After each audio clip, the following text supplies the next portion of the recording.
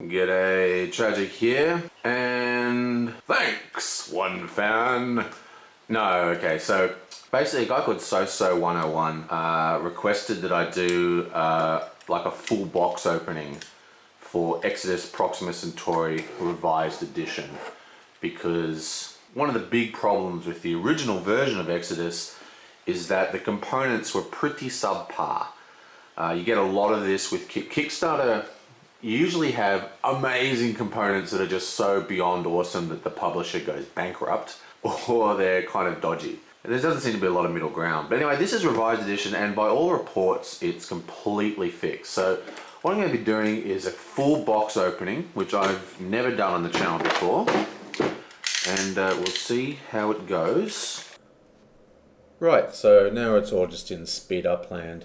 Because, let's face it, opening boxes is pretty damn boring. So I'm just going to go through here and show you the individual parts as they pop out. But my general impressions are that this is rather good quality.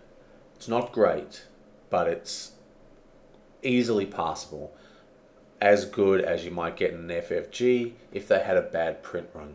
And what I mean by that is that my only real problem is that a number of the sheets were printed off center. And this is really not something that I would ever complain about. It's very common, it's almost impossible to stop happening, especially when you have non-uniform shapes like triangles, or in this case, these weird Star Trek logo looking things that they've got in this game. But apart from that, the cardboard is thick, they popped out easily. I'm not a big fan of where you have a whole bunch of parts that all pop out together rather than being individual punches. But these were fine and there was no tearing. It was they easily came apart.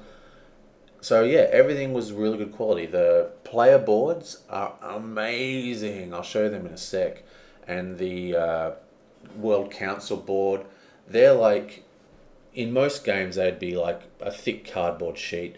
This is an actual board, a proper board game board, except it's being used as a sheet. Great stuff. And the ships, they're awesome as well.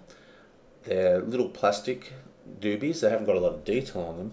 What was interesting though, they have these little holes in the bottom for placing, flight stands, like clear stands, kind of like the ones they've got for X-Wing and all that kind of stuff nowadays. So I'm going to have to find out what kind of plastic stand fits into those little tiny holes so I can have them, flying on the battlefield. That'll look awesome. But apart from that, yeah, everything seems to be really, really good. I don't really see any problems. As I said, there is the problem of the off-center things, and I'm going to show you a few close-ups of that. We've got all this awesome dice, lots of cubes. Oh yeah, the player boards. You should see the player boards, man.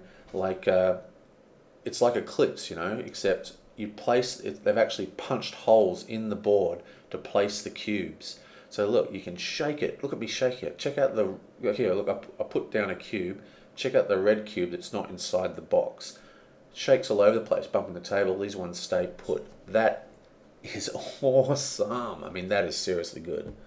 Yeah, so I've never actually had the original. I only heard the reports that it was bad quality, but yeah, there is nothing wrong with the quality of this, except that it was printed a little off kilter, and that was just unfortunate.